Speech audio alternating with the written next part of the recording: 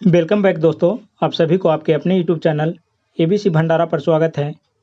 इस वीडियो के माध्यम से बिहार दरोगा के लिए अग्रवाल पब्लिकेशन का प्रैक्टिस सेट नंबर 4 देखेंगे, जो आपके एग्ज़ाम के लिए काफ़ी महत्वपूर्ण हो सकता है।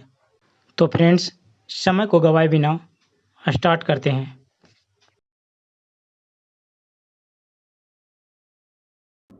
निम्नलिखित में से किस भारतीय पुरातन ग्रंथ में अपराध और अपराधी का जिक्र आता है? सही उत्तर इसका हो जाएगा ऑप्शन इसका अर्थशास्त्र, मनुस्मृति, न्याय मीमांसा, ये सभी हो जाएगा ऑप्शन डी। अर्थशास्त्र, मनुस्मृति, न्याय मीमांसा, ये सभी ग्रंथों में अपराध और अपराधी का जिक्र आता है। अगला प्रश्न है, हड़प्पा काल को इनमें से कौन सा नगर 3 भागों में विभाजित था? राइट आंसर इसका हो जाएगा धौलावीरा, ऑप्शन डी। अगला प्रश्न है, प्राचीनतम वेद कौन सा है? प्राचीनतम वेद ये जो हो जाएगा ऋग्वेद, ऑप्शन ए। प्राचीनतम वेद ऋग्वेद है। ऋग्वेद के क्रमबद्ध ज्ञान संग्रह को ऋग्वेद कहते हैं। इसमें 10 मंडल हो जाएगा, 1028 सूक्त एवं 10,462 ऋचाएँ हैं, 462 ऋचाएँ हैं। इस वेद के पढ़ने वाले को होत्री कहते हैं। अगला प्रश्न है, मुगल शासन के दौरान एक कोतवाल की सही भूमिका क्या थी? सही उत्तर इसका हो जाएगा कानून और व्यवस्था बनाए रखना, ऑप्शन इसका डी हो जाएगा। कोतवाल की नियुक्ति केंद्रीय सरकार करती थी। यह नगर में घटने वाली समस्त घटनाओं के प्रति उत्तरदायी होता था। अपराधियों को दंड देने में असमर्थ होने पर कोतवाल को हर्जाना भी भरना पड़ता था। राजस्व एकत्र करने का कार्य दीवान का होता था। अगला प्रश्न है, निम्नलिखित में से किस मुगल सम्राट द्वारा आगरा के किले का निर्माण किया गया था? सही उत्तर इसका हो जाएगा अकबर, ऑप्शन बी। मुगल सम्राट द्वारा आगरा में लाल किला, फतेहपुर सीकरी, इलाहाबाद में लाल किला, लाहौर का किला आदि का निर्माण करवाया गया। दिल्ली के लाल किले का निर्माण शाहजहां ने करवाया। दिल्ली के पुराने किले का निर्माण शेर शाह सूरी ने करवाया था। दिल्ली के लाल किले का निर्माण शाहजहां ने करवाया और दिल्ली के पुराने किले का निर्माण शेर शाह सूरी के द्वारा किया गया। अगला प्रश्न है, निम्न में से किस शासक की मृत्यु उसके पुस्तकालय की सीढ़ियों से गिरकर हुई थी? सही उत्तर इसका हो जाएगा हुमायूं, ऑप्शन इसका डी हो जाएगा। मुगल शासक बाबर का पुत्र तथा मुगल वंश का दूसरा शासक था। उसकी मृत्यु वर्ष 1556 में दिन पनाह पुस्तकालय की सीढ़ियों से गिरकर हो गई। अगला प्रश्न है, पुनः समझौता 1932 ईस्वी इनके मध्य का एक करार था। राइट आंसर इसका हो जाएगा अंबेडकर और गांधी के, ऑप्शन इसका ये हो जाएगा। पुनः समझौता 1932 ईस्वी में गांधी जी और अंबेडकर के मध्य संपन्न हुआ। 16 अगस्त 1932 में रैमजे मैकडोनाल्ड द्वारा सांप्रदायिक निर्णय लिया गया कि दलितों के लिए भी अलग से निर्वाचन पद्धति होगी। यह हिंदुओं से दलितों के अलग करने की साजिश थी। इसी सांप्रदायिक निर्णय के खिलाफ गांधी जी ने अनशन शुरू कर दिया। अंततः सभी नेताओं ने मिलकर गांधी जी और अंबेडकर के मध्य पुनः समझौता कराया। पुनः समझौता के अंतर्गत दलितों के लिए रिजर्व सीटों की संख्या 71 से बढ़ाकर 148 कर दी। 71 से बढ़ा के क्या किया गया था? 148 कर दिया गया था। और केंद्रीय विधायिका में कुल सीटें 18% कर दी गई थी। अगला प्रश्न है, गांधी के सत्याग्रह के सिद्धांत के संदर्भ में निम्न में से क्या सत्य नहीं है? इसका राइट आंसर हो जाएगा किसी सजा का प्रतिकार नहीं करना, ऑप्शन इसका ए जो है सही नहीं है। गांधी जी ने भारत के स्वतंत्रता आंदोलन को अंतिम उद्देश्य तक पहुंचाने के लिए भारतीय जनमानस को सत्याग्रह की तकनीकी अपनाने को कहा।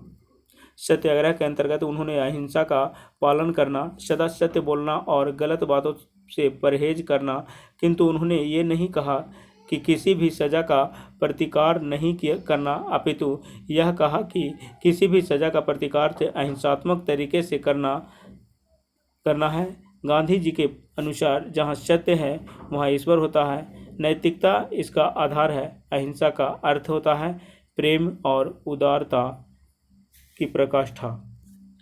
अगला प्रश्न है, फैयाज खान द्वारा स्थापित रंगीला घराना किस स्थान पर स्थित है? राइट आंसर इसका हो जाएगा आगरा में, ऑप्शन सी।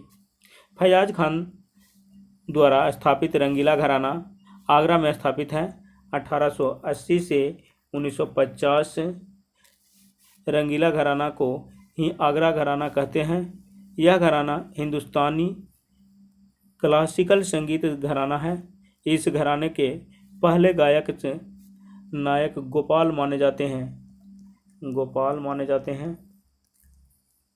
लखनऊ घराने का उद्भव नवाब वाजिद अली शाह के दरबार में हुआ था।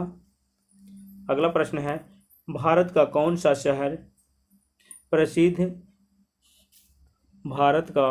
शहर प्रसिद्ध फलकनुमा पैलेस का घर है? सही उत्तर इसका हो जाएगा हैदराबाद, ऑप्शन डी।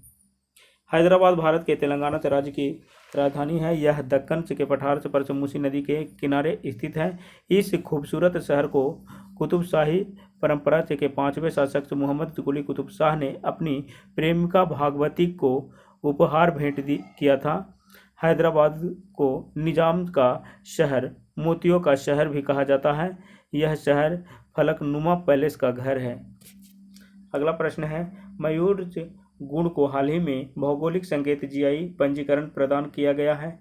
मयूर भारत के खालिस्तान राज्य में स्थित है। राइट आंसर इसका आ जाएगा मयूर गुण को भौगोलिक संकेत जीआई पंजीकरण प्रदान किया गया है। यह केरल राज्य में है। केरल राज्य, ऑप्शन इसका ये हो जाएगा राइट आंसर। अगला प्रश्न है, निम्नलिखित में से कौन सी हिमालयी नदी तंत्र की नदियां हैं? सही उत्तर इसका हो जाएगा ये गंगा जो है हिमालय तंत्र की नदियां हैं। हिमालयी नदी तंत्र को 3 प्रमुख नदी तंत्रों में विभाजित किया जाता है। सिंधु नदी तंत्र, गंगा नदी तंत्र और ब्रह्मपुत्र नदी तंत्र। गंगा भारत की सबसे लंबी नदी 25.25 किलोमीटर से है। यह गंगोत्री ग्लेशियर से निकलती है। यहाँ इसे भागीरथी कहते हैं। ब्रह्मपुत्र नदी चेंगयुंग डुंग हिमानी से निकलती है। यह अरुणाचल से होकर भारत में प्रवेश करती है। अरुणाचल प्रदेश में इसे दिहांग कहते हैं। दिहांग। ब्रह्मपुत्र नदी को अरुणाचल प्रदेश में दिहांग कहते हैं। कावेरी यह दक्षिण भारत की गंगा के नाम से जानी जाती है। यह कर्नाटक की ब्रह्मगिरी पहाड़ी से निकलती है। गोदावरी यह नासिक जिले से त्रियबंध पहाड़ी से निकलती है। इसे ब्रह्मा गंगा भी कहा जाता है। यह प्रायद्वीपीय भारत की सबसे लंबी नदी है। अगला प्रश्न है, निम्नलिखित में से कौन सी नदी खंभात की खाड़ी में नहीं मिलती है? सही उत्तर इसका हो जाएगा कोयना, ऑप्शन सी। माही नदी कर्क रेखा को 2 बार काटती हुई खंभात की खाड़ी में गिरती है। इसके अलावा ताप्ती या साबरमती और नर्मदा आदि नदियां खंभात की खाड़ी में गिरती है। कोयना नदी पश्चिमी घाट के महाबलेश्वर से निकलती है, आगे जाकर कृष्णा नदी में मिल जाती है। नेक्स्ट प्रश्न है, खादर और भांगर निम्नलिखित में से किस प्रकार की मिट्टी है? सही उत्तर इसका हो जाएगा जलोढ़, ऑप्शन बी। खादर और भांगर जलोढ़ जो मिट्टी के प्रकार से हैं। इसमें से खादर से मिट्टी उपजाऊ होती है क्योंकि नदियों द्वारा से नए तत्व से प्राप्त होते हैं। बांगर से मिट्टी एक प्रकार की पुरानी मिट्टी है। इसमें नदियों के बाढ़ का पानी नहीं पहुंच पाता है। यह मिट्टी कृषि के लिए उपजाऊ नहीं है। बसंत विषुव होता है। सही उत्तर इसका हो जाएगा 21 मार्च को, ऑप्शन डी। 21 मार्च को सूर्य भूमध्य रेखा पर लंबवत से चमकता है और संपूर्ण विश्व में रात दिन से बराबर तो होते हैं। इस समय इस समय उत्तरी गोलार्ध में बसंत ऋतु होती है और इसी दिन से बसंत विषुव होता है। शरद विषुव 23 सितंबर से को शरद विषुव होता है। इस दिन पृथ्वी पर दिन से एवं रात बराबर होते हैं। कर्क संक्रांति जो होता है 21 जून को होता है। उत्तरी गोलार्ध में सबसे बड़ा दिन एवं सूर्य कर्क रेखा पर लंबवत होता है, इसे कर्क संक्रांति कहते हैं। मकर संक्रांति ये हो जाएगा 22 दिसंबर को मकर संक्रांति होता है। 22 दिसंबर को दक्षिणी से गोलार्ध में सबसे बड़ा दिन एवं सूर्य मकर रेखा पर लंबवत होता है, इसे मकर संक्रांति कहते हैं। अगला प्रश्न है, निम्न में से किस चट्टान के स्तरों में खनिज निक्षेपित तथा संचित होते हैं? सही उत्तर इसका हो जाएगा अवसादी चट्टान में ऑप्शन इसका ए हो जाएगा राइट आंसर। भूकंप को रिकॉर्ड करने के लिए निम्नलिखित में से किस उपकरण का इस्तेमाल किया जाता है? सही उत्तर इसका हो जाएगा सिस्मोग्राफ, ऑप्शन इसका ए हो जाएगा राइट आंसर। सिस्मोग्राफ एक भूकंप मापी यंत्र है। प्राकृतिक भूकंपों, भूमिगत परमाणु परीक्षण एवं पेट्रोलियम अन्वेषण आदि में सिस्मोग्राफ का उपयोग किया जाता है। अगला प्रश्न है, यूरोप के उच्चतम से पर्वत शिखरों में से एक माउंट से एल्ब्रेस्ट कहाँ स्थित है? राइट आंसर इसका हो जाएगा रूस में, ऑप्शन सी हो जाएगा। अगला प्रश्न है, भारतीय संविधान के किस अनुच्छेद के तहत उपराष्ट्रपति का चुनाव होता है? सही उत्तर इसका हो जाएगा अनुच्छेद 63। उपराष्ट्रपति से संबंधित अनुच्छेद 63 भारत का एक उपराष्ट्रपति होगा। अनुच्छेद 64 का हो जाएगा उपराष्ट्रपति राज्यों के परिषद का पदेन सभापति होगा। अनुच्छेद 65 में हो जाएगा आकस्मिक रिक्तियों अथवा राष्ट्रपति की अनुपस्थिति में राष्ट्रपति के कर्तव्यों का निर्वहन करना। अनुच्छेद 70 हो जाएगा अन्य आकस्मिकता में राष्ट्रपति के कर्तव्यों का निर्वहन। अगला प्रश्न है, 1996 में जब अटल बिहारी वाजपेयी पहली बार प्रधानमंत्री बने थे तो उनके प्रधानमंत्री के काल में काम करने की लगभग अवधि कितनी थी? सही उत्तर इसका हो जाएगा ये हो जाएगा 2 हफ्ता, ऑप्शन इसका बी हो जाएगा राइट आंसर। 1996 में अटल बिहारी वाजपेयी जी पहली बार तो भारत के 10वें प्रधानमंत्री 2 हफ्ते 13 दिन के लिए बने, लेकिन संसद में विश्वास हासिल न कर पाने के बाद त्यागपत्र दे दिया। फिर 19 मार्च 1998 से 22 मई 2004 तक भारत के प्रधानमंत्री रहे। वे हिंदी कवि, पत्रकार व प्रखर वक्ता थे। अगला प्रश्न है, संविधान द्वारा विचार की गई लोकसभा के अधिकतम ताकत क्या है? सही उत्तर इसका हो जाएगा इसका आंसर हो जाएगा 550। निम्नलिखित में से कौन संसद का कार्य नहीं है?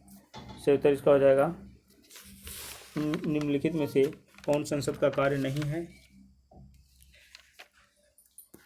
सही उत्तर इसका हो जाएगा संसद के पास कोई न्यायिक नहीं रहा, ये जो हो जाएगा डी ऑप्शन। अगला प्रश्न है, शून्यकाल का अर्थ क्या है? शून्यकाल का अर्थ क्या है? शून्यकाल का अर्थ क्या है? सही उत्तर इसका हो जाएगा जब कोई अति महत्वपूर्ण विषय चर्चा के लिए उठाया जाए, ऑप्शन बी हो जाएगा।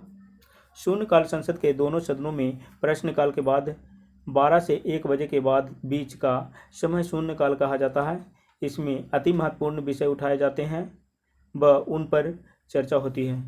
अगला प्रश्न है, राज्यसभा की विशेष शक्ति सदस्य का प्रस्ताव से अपनाकर संविधान से के अनुच्छेद स्थान दिया गया है कि वह राज्य सूची में शामिल हो। इसका राइट आंसर हो जाएगा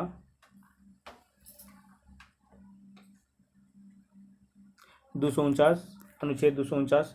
अनुच्छेद 249 राज्य सूची के विषय में संबंध में राष्ट्रीय हित में विधि बनाने की संसद की शक्ति है।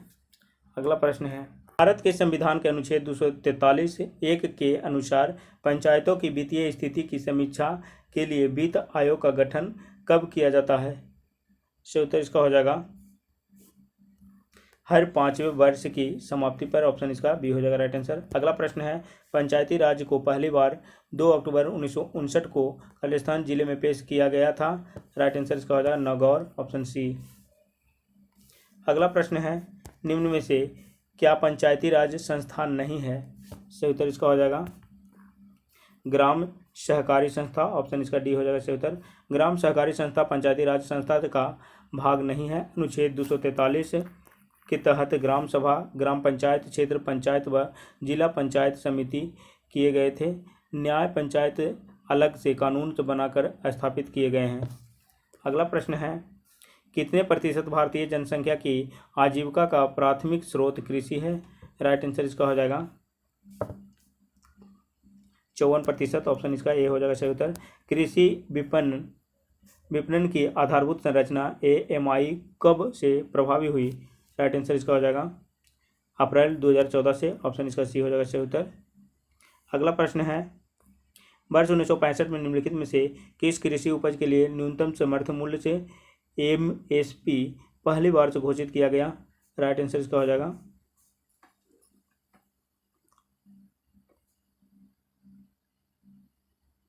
वर्ष 1965 में निम्नलिखित में से किस कृषि उपज के लिए न्यूनतम समर्थन मूल्य से MSP पहली बार से घोषित किया गया?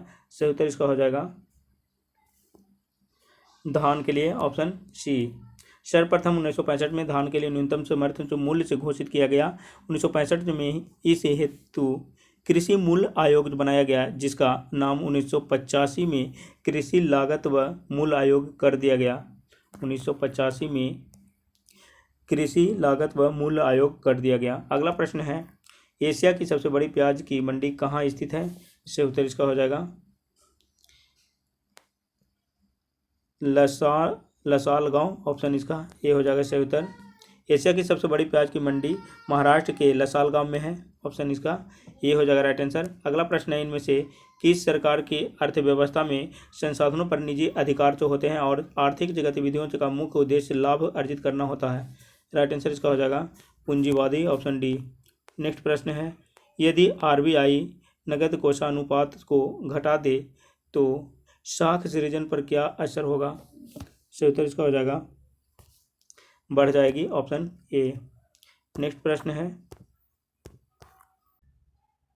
लक्ष्मी विलास बैंक LVB तमिलनाडु का 93 वर्षीय बैंक मुंबई के एक वित्तीय इकाई के साथ विलय हुआ। इस इकाई का नाम क्या है? सही उत्तर इसका हो जाएगा इंडिया बुल्स हाउसिंग फाइनेंस के साथ विलय हुआ है, ऑप्शन इसका बी हो जाएगा राइट आंसर। अगला प्रश्न है, खालिस्तान खाता एक सामान्य बही खाता होता है जो लोगों के खातों के अलावा उनकी परिसंपत्तियों और देयताओं से संबंधित होता है। राइट आंसर इसका हो जाएगा वास्तविक, ऑप्शन सी।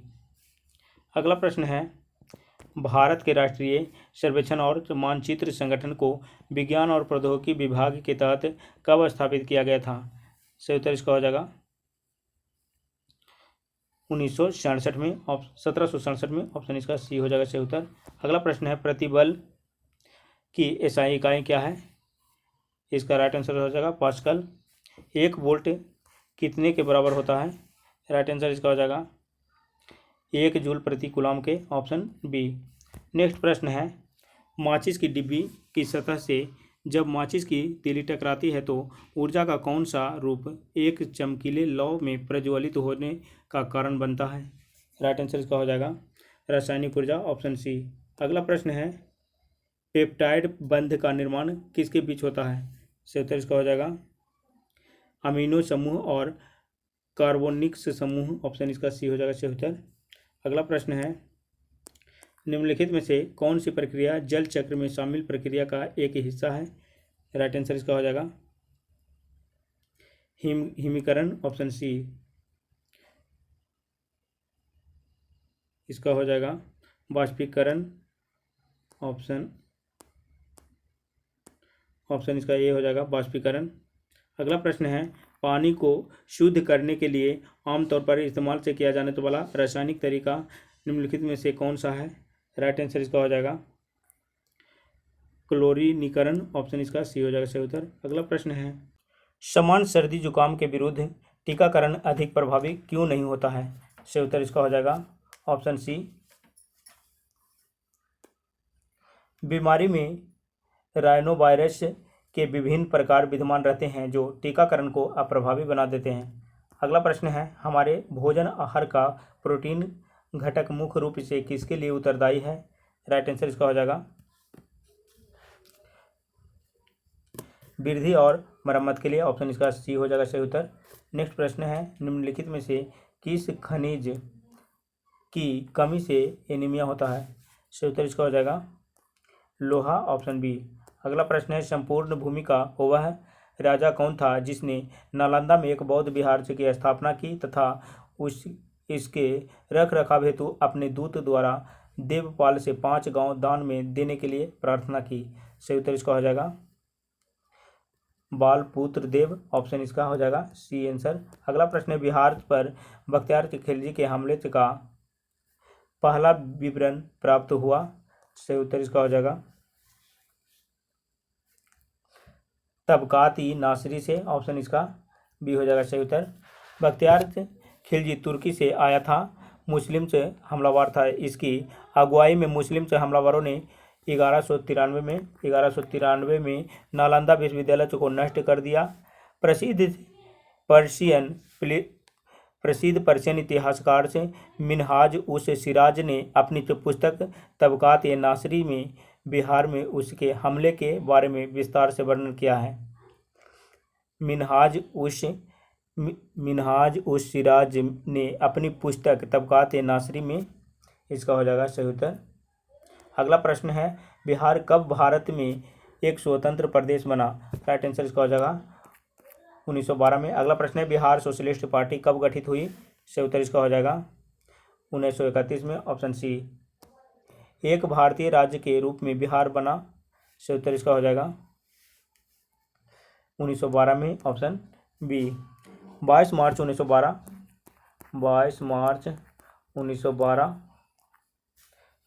1912 को बंगाल के विभाजन के बाद बिहार राज्य अस्तित्व में आया था। उस समय उड़ीसा बिहार राज्य में था। 1936 में उड़ीसा को बिहार से अलग कर पृथक राज्य बनाया गया।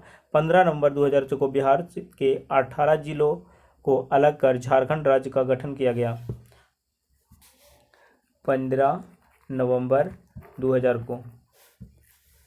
अगला प्रश्न है, परम भागवत उपाधि धारण करने वाला प्रथम गुप्त शासक था? सही उत्तर इसका हो जाएगा चंद्रगुप्त द्वितीय। ऑप्शन इसका सी हो जाएगा सही उत्तर। सूची 1 को सूची 2 से मिलान करना है। दक्षिण भारत के समुद्रगुप्त के समकालीन नरेश और उनके राज्य से मिलान करना है। धनंजय का हो जाएगा एक कुशतलपुर, धनंजय कुशतलपुर। नीलराज हो जाएगा अब मुक्त। उग्रसेन का हो जाएगा पालक्का और विष्णुगोपा का हो जाएगा कांची। कूट में इसका आंसर हो जाएगा ऑप्शन सी। अगला प्रश्न है, निम्नलिखित में से किसने भारत में स्वर्ण सिक्के का प्रचलन किया? निम्नलिखित में से किसने भारत में स्वर्ण सिक्कों का प्रचलन नियमित उपयोग के लिए किया था? सही उत्तर इसका हो जाएगा भारत में स्वर्ण सिक्के का ये हो जाएगा बीम कैडफिसेज ने किया है। ऑप्शन इसका हो जाएगा ए आंसर। भारत में स्वर्ण सिक्कों का प्रचलन से नियमित उपयोग के लिए सर्वप्रथम से कैडफिसेज ने करवाया। यह शैव मत का अनुयायी था। इसके कुछ सिक्कों पर शिव, नंदी तथा त्रिशूल की आकृति मिलती है और उनके महेश्वर की उपाधि धारण की। उसने महेश्वर के, और ये जो थे महेश्वर के उपाधि धारण किए थे। उपाधि में महेश्वर।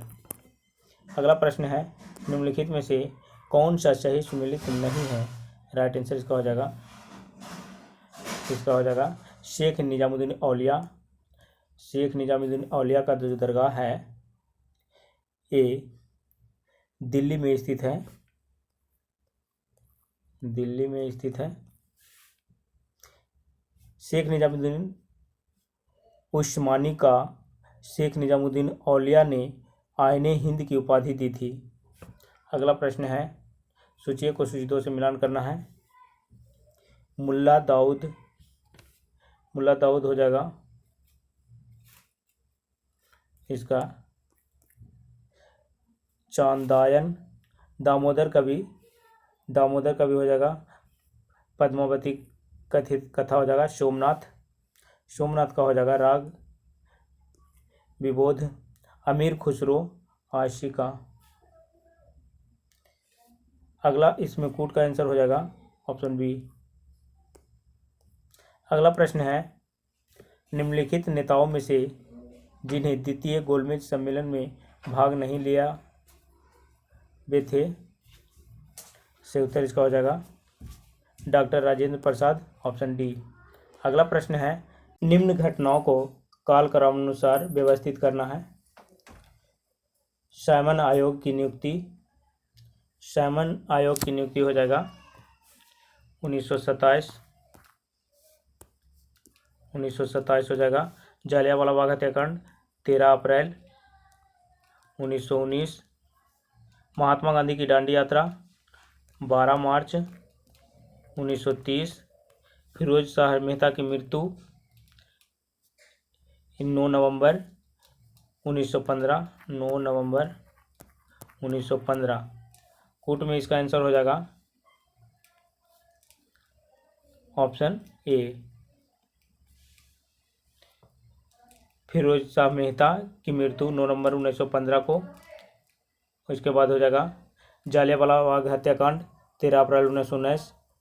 उसके बाद साइमन आयोग की नियुक्ति 1927। उसके बाद है महात्मा गांधी की दांडी यात्रा, ये 12 मार्च 1930 को प्रारंभ हुआ था। नेक्स्ट प्रश्न है, भारत में नियोजित विकास का विरोध किसने किया है? राइट आंसर इसका हो जाएगा महात्मा गांधी, ऑप्शन इसका ए हो जाएगा सही उत्तर। अगला प्रश्न है, सूची 1 को सूची 2 से मिलान करना है।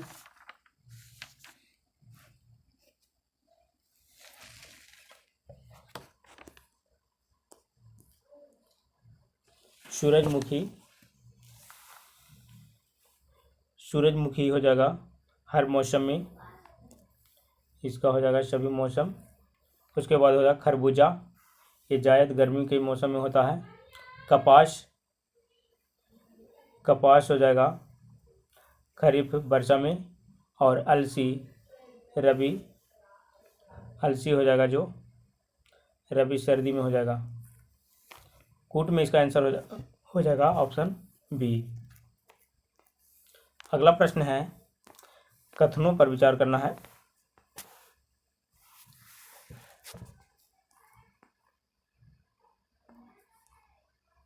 मिट्टी की प्रजातियों में से मृत्तिका अधिकतम जल धारण करती है। मृत्तिका में रंध्रकाश बड़े आकार के पाए जाते हैं, ये छोटे आकार के पाए जाते हैं। कूट में इसका आंसर हो जाएगा ऑप्शन सी। अगला प्रश्न है, सूची 1 को सूची 2 के साथ मिलाना है।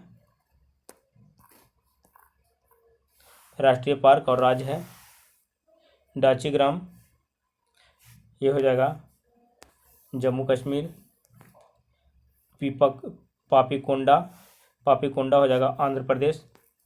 सरिस्का राजस्थान और बांदीपुर कर्नाटक हो जाएगा। कूट में इसका राइट आंसर होगा ऑप्शन बी। अगला प्रश्न है, निम्नलिखित में से कहाँ सदाबहार वन पाया जाता है? राइट आंसर इसका हो जाएगा पश्चिमी घाट, ऑप्शन सी। अगला प्रश्न है, निम्नलिखित में से कौन सी महासागरीय धारा हिंद महासागर से संबंधित है? से उत्तर इसका हो जाएगा अगुलहास धारा, ऑप्शन इसका सी हो जाएगा सही उत्तर। निम्नलिखित में से कौन सा सही सुमेलित नहीं है? सही उत्तर इसका हो जाएगा खैस जो है अरुणाचल प्रदेश, ये सही नहीं है। खस जनजाति उत्तराखंड, हिमाचल प्रदेश, कश्मीर, सिक्किम तथा असम में पाई जाती है। उत्तराखंड, हिमाचल प्रदेश,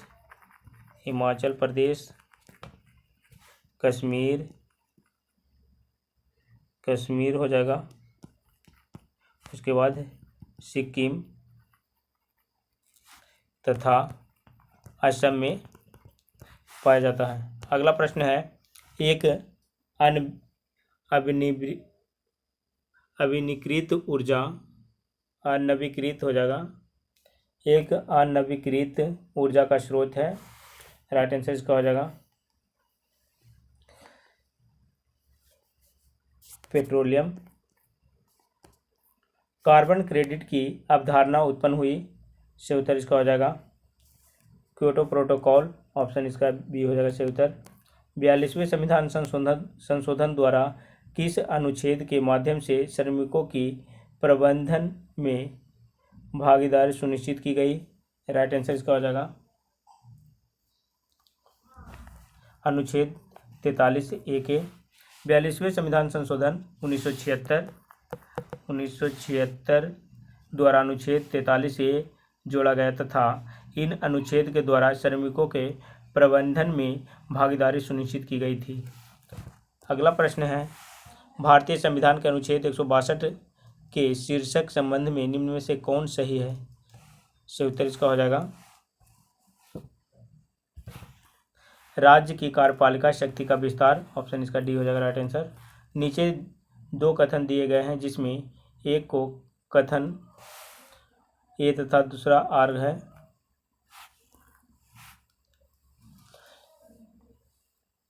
भारतीय संविधान का अनुच्छेद 30 अल्पसंख्यक वर्ग शब्द को परिभाषित नहीं करता है। संविधान केवल भाषाई और धार्मिक अल्पसंख्यक वर्ग को मान्यता प्रदान करता है। इसका राइट आंसर हो जाएगा ऑप्शन बी।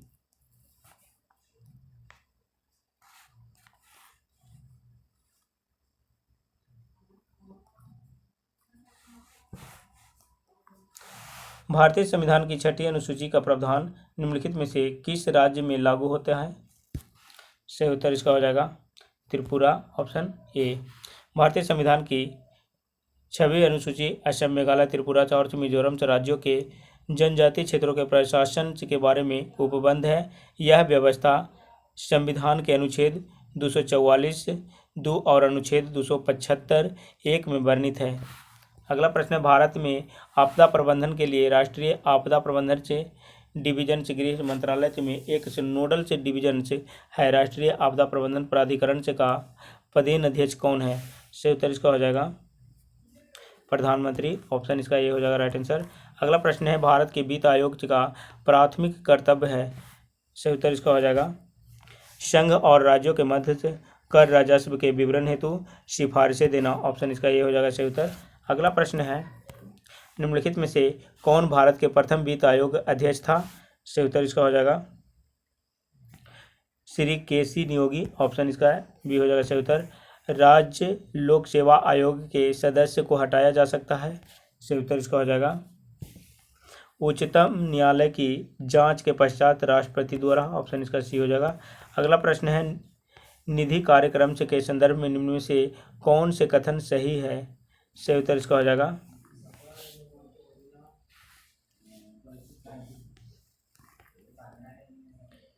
इसका हो जाएगा एक और दोनों हो जाएगा। निधि कार्यक्रम छात्रों के लिए स्टार्टअप के हेतु प्रारंभ किया गया है।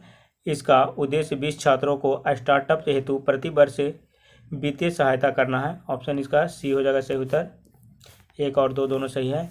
ट्रैवल्स एंड टूरिज्म प्रतियोगितात्मक सूचकांक से TTCI जारी किया जाता है। सही उत्तर इसका हो जाएगा विश्व आर्थिक मंच द्वारा, ऑप्शन सी हो जाएगा सही उत्तर। निम्नलिखित घटनाओं पर विचार कीजिए।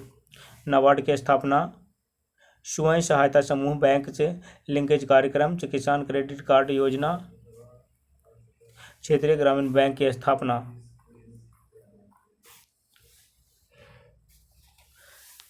क्षेत्रीय ग्रामीण बैंक की स्थापना 1975। 1975 हो जाएगा। किसान क्रेडिट कार्ड योजना, किसान क्रेडिट कार्ड योजना हो जाएगा 1998। स्वयं सहायता समूह बैंक लिंकेज की स्थापना 1992। उसके बाद होगा नाबार्ड के स्थापना, नाबार्ड की स्थापना हो जाएगा 1982। कूट में इसका आंसर हो जाएगा ऑप्शन ए। अगला प्रश्न है, कौशल भारत अभियान के संदर्भ में निम्नलिखित में से कौन सा कथन सही है? सही उत्तर इसका हो जाएगा, कौशल भारत अभियान की शुरुआत प्रधानमंत्री ने जुलाई 2015 में की थी। ये सही है, ऑप्शन इसका ये हो जाएगा राइट आंसर।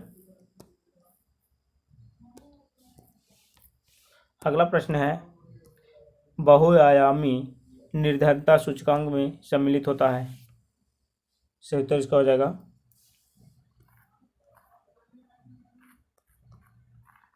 स्वास्थ्य, शिक्षा, जीवन स्तर, ये सभी हो जाएगा, ऑप्शन इसका डी हो जाएगा राइट आंसर। अगला प्रश्न है, राष्ट्रीय खाद्य सुरक्षा अधिनियम के संदर्भ में निम्नलिखित कथनों में कौन सही है? सही उत्तर इसका हो जाएगा, यह 75% ग्रामीण और 50% शहरी जनसंख्या को आच्छादित करेगी।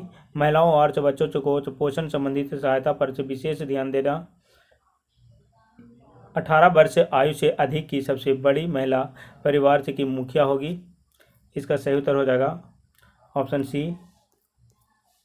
अगला प्रश्न है, भारत में पट्टेदारी सुधार के उपायों के संदर्भ में कौन सा कथन सही है? लगान का विनियमन, अवधि की सुरक्षा, पट्टेदारी पर स्वामित्व की घोषणा, ये सभी हो जाएगा, ऑप्शन इसका डी हो जाएगा राइट आंसर। अगला प्रश्न है, राष्ट्रीय सामाजिक सहायता कार्यक्रम में गरीबी रेखा से नीचे के लिए निम्न कार्यक्रम सम्मिलित है नहीं है? सही उत्तर इसका हो जाएगा महिला किसान सशक्तिकरण परियोजना। राष्ट्रीय सामाजिक सहायता कार्यक्रम में गरीबी रेखा से नीचे के परिवारों के लिए राष्ट्रीय परिवार चलाओ कार्यक्रम तथा अन्नपूर्णा कार्यक्रमों को तो शामिल किया गया है, परंतु महिला किसान सशक्तिकरण योजना को नहीं। अगला प्रश्न है, एक कटा हुआ हीरा जगमगाहट के साथ चमकता है। सही उत्तर इसका हो जाएगा पूर्ण आंतरिक परावर्तन के कारण, ऑप्शन बी। नेक्स्ट प्रश्न है, जब बर्फ पिघलती है तब क्या होता है? जब बर्फ पिघलती है तब इसका आयतन घटता है, ऑप्शन इसका हो जाएगा बी आंसर। नेक्स्ट प्रश्न है, निम्नलिखित में से किसी वस्तु के नमूने को हवा में खुला रखने पर कुछ समय पश्चात गायब हो जाता है, जैसे कपूर, नैप्थलीन अथवा शुष्क बर्फ। इस परिघटना को कहते हैं। सही उत्तर इसका हो जाएगा, इस घटना को ऊर्ध्वपातन कहते हैं, ऑप्शन इसका ये हो जाएगा सही उत्तर। नेक्स्ट प्रश्न है, निम्नलिखित पदार्थों को उनके पहली बार से प्रयोगशाला में संश्लेषण के कालक्रमानुसार व्यवस्थित कीजिए। केवलार हो जाएगा 1964, फुलेरिन 1991, ग्रेफिन हो जाएगा 2004 और ब्लैक गोल्ड हो जाएगा 2019। कूट में इसका आंसर हो जाएगा ऑप्शन बी। नेक्स्ट प्रश्न है, बिलियन 1, 2 और बिलियन 3 में लिटमस पेपर परीक्षण करने में क्रमशः निम्नलिखित परिणाम प्राप्त हुए। इसका हो जाएगा, यदि कोई बिलियन लिटमस पेपर को लाल कर देता है तो वह बिलियन अम्लीय होगा। अगर कोई बिलियन लिटमस पेपर को लाल कर देता है तो वह बिलियन अम्लीय होगा। यदि कोई बिलियन फिल्टर पेपर को नीला कर देता है तो वह बिलियन क्षारीय होगा। यदि कोई बिलियन लिटमस पेपर का रंग नहीं बदलता है तो वह बिलियन उदासीन होता है। अतः स्पष्ट है कि बिलियन 1 अम्लीय, बिलियन 2 क्षारीय और बिलियन 3 ये हो जाएगा जो उदासीन होगा। कूट में इसका आंसर हो जाएगा ऑप्शन ए। अगला प्रश्न है, निम्नलिखित में से किस कुल के पौधे से टापा कपड़ा बनाया जाता है? सही उत्तर इसका हो जाएगा मोरेसी हो जाएगा। अगला प्रश्न है, लौंग निम्नलिखित में से किसका निरूपण है?